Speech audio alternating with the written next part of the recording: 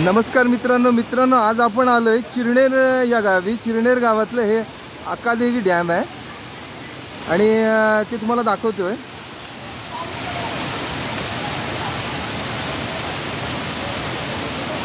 आज रविवार सुट्टी असल्यामुळे मोठ्या प्रमाणात पर्यटक इथे आलेले आहेत आणि